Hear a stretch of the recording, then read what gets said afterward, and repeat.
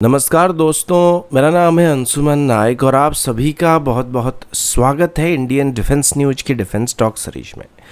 जहां पर हम रोज नए नए डिफेंस अपडेट्स के बारे में बात करते हैं। तो चलिए देर न करते हुए आज की वीडियो शुरू करते हैं।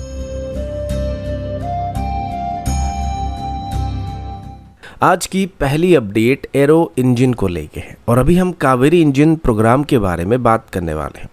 वैसे कावेरी इंजन प्रोग्राम की बात करें तो इसका डेवलपमेंट अभी तक काफ़ी अप्स और डाउन से होकर गुजर रहा है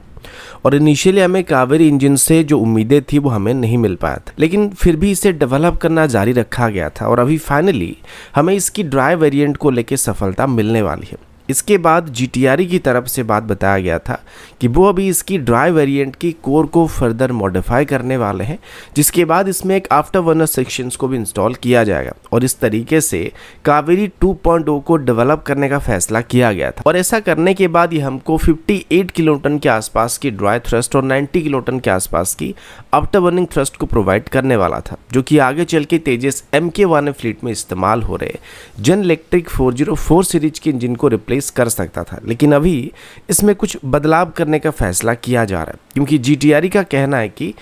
अगर हम एग्जिस्टिंग ड्राई कावेरी इंजन की कोर को मॉडिफाई करते हैं तो हमें रिक्वायर्ड थ्रस्ट आउटपुट नहीं मिलने वाला है, जिस वजह से अभी कावेरी 2.0 के लिए कंप्लीट नई कोर को बनाने का फैसला किया जा रहा है। हालांकि इसमें कई सारे technology previous dry Kaveri engine program से डिराइव किया जाएगा, लेकिन ये जो कोर सेक्शन होगा उसको अभी कंप्लीटली नए तरीके से डेवलप किया जाएगा, जो कि 55 किलोटन से लेके 58 किलोटन के आसपास की ड्राई थ्रस्ट को प्रोड्यूस करने वाला है। और ऐसा करने पर जब हम इसमें एक नई आफ्टर बर्निंग मॉड्यूल को इंस्टॉल करेंगे तो ये आराम से 90 किलोटन के आसपास की या फिर उससे ज़्यादा थ्रस्ट को जनरेट कर पाएगा, जो कि बोथ तेजस MK1 और तेजस MK2 एयरक्राफ्ट में इस्तेमाल किया जा सकेगा। क्योंकि एक फ्लैट रेटेड डिज़ाइन होने वाला है, जहां पर इसमें इंडियन क्लाइमेट कंडीशन में इसका थ्रस्ट आउटपुट थोड़ा सा भी रिड्यूस नहीं होने वाला है। अब जबकि जनरल इलेक्ट्रिक इंजन में क्या होता है कि इंडियन क्लाइमेट कंडीशन में इनका थ्रस्ट आउटपुट 10% के आसपास नीचे गिर जाता है, जिस वजह से भले ये 98 किलोटन की थ्रस्ट को जनरेट करे या 84 किलोटन की थ्रस्ट को जनरेट करे, तो इनका जो थ्रस्ट आउटपुट होता है वो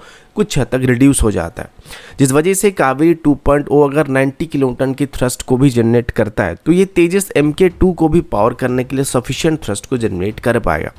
और अभी इस इंजन को डेवलप करने के लिए जीटीआरई के पास काफ़ी टाइम भी बचा हुआ है, क्योंकि अभी जो तेजस MK1 खरीदे जाने वाले हैं इनको मिनिमम 10 साल के बाद इंजन को बदलने की ज़रूरत पड़ने वाली है और इन 10 सालों में जीटीआरई कावेरी 2.0 को डेवलप करने की कोशिश करने वाला है और 2035 से पहले इस इंजन को ऑपरेशनल करने का प्लान किया जा रहा है। और अगर ऐसा हुआ तो आगे चल के ये इंजन हमें अमेरिकन इंजन के ऊपर हमारी जो डिपेंडेंसी है उसको कम करने में रिड्यूस करने वाला है। लेकिन इस इंजन को एक्चुअल में डेवलप करना सबसे बड़ी टास्क होने वाली है, जो कि असल मायने में हमें इंजन की सेक्टर में सेल्फ डिपेंडेंट कर सकता है। अगला अपडेट कैमिकेजी ड्रोन्स को लेके, और अभी हम एक लॉन्ग रेंज इंडिजिनस कैमिकेजी ड्रोन के बारे में बात करने वाले हैं।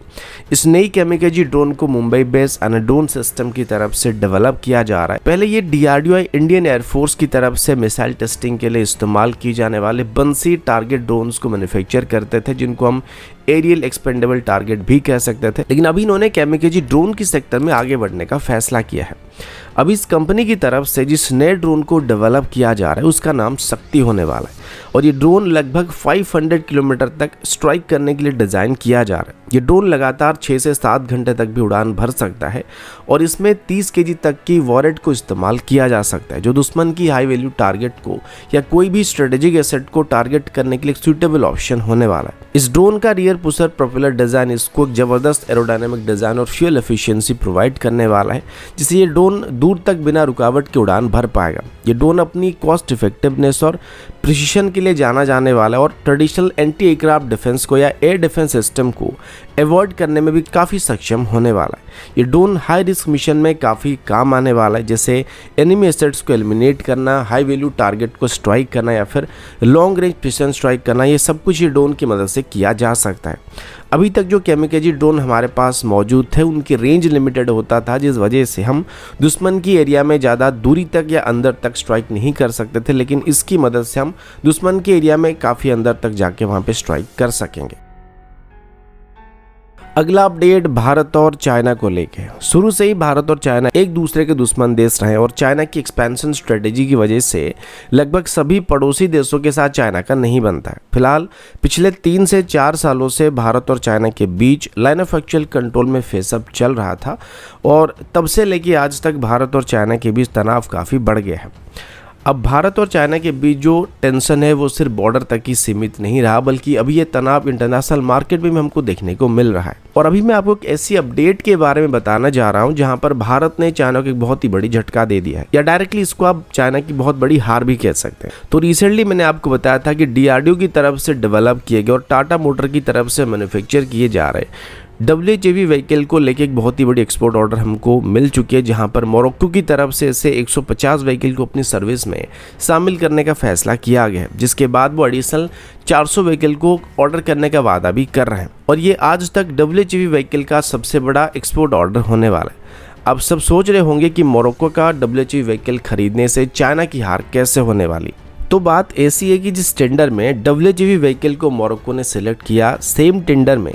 चाइना की सबसे बड़ी कंपनी नॉरिनको भी पार्टिसिपेट कर रहा था और वो अपनी टाइप 08 या VN1 सीरीज की व्हीकल को इस टेंडर में मोरक्को को ऑफर कर रहे थे और चाइना ने WHEV व्हीकल के मुकाबले काफ़ी कम कीमत पर अपनी व्हीकल को या VN1 व्हीकल को ऑफर किया था, लेकिन फिर भी इसमें टाटा की WHEV व्हीकल को सिलेक्ट किया गया था। और ये सिर्फ WHEV व्हीकल के लिए बड़ी बात नहीं होने वाली है, बल्कि ये पूरे भारत की डिफेंस एक्सपोर्ट के लिए बहुत ही बड़ी बात होने वाली है। दरअसल भारत जो अभी अपनी डिफेंस एक्सपोर्ट को इंक्रीज करने की कोशिश कर रहा है, इसके लिए सबसे पहले हमें एक मार्केट ढूंढने की जरूरत पड़ने वाली थी।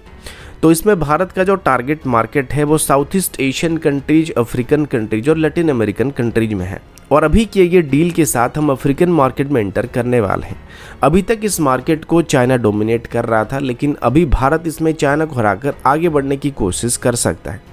और ये सिर्फ WHEV व्हीकल के साथ सीमित नहीं होने वाला है, बल्कि आगे चल के भारत चाइना की इन्फ्लुएंस को अफ्रीकन मार्केट से धीरे धीरे करके कम कर सकता है। इसका मेजर कारण ये कि जितने भी अफ्रीकन देश अभी चाइनीज सिस्टम का इस्तेमाल कर रहे हैं, सभी पुअर क्वालिटी की इक्विपमेंट और बेकार आफ्टर सेल और सर्विस का सामना कर रहे हैं, जिस वजह से अभी मोरक्को की तरफ से चाइना की बिड कम होने के बावजूद भी इंडियन सिस्टम को खरीदने का फैसला किया है। और ये चाइना की बहुत बड़ी हार होने वाली, क्योंकि जब कोई कम कीमत पर भी आपकी सामान ना खरीदे तो बात सीधी है कि आपकी प्रोडक्ट के ऊपर अब कंज्यूमर्स का भरोसा उठ चुका है, जिस वजह से ये भारत के लिए बहुत ही बड़ी अपॉर्चुनिटी होने वाली है, जहां पर भारत चाइना को अफ्रीकन मार्केट से बाहर धकेल कर खुद अपनी मार्केट को एस्टेब्लिश कर सकता है।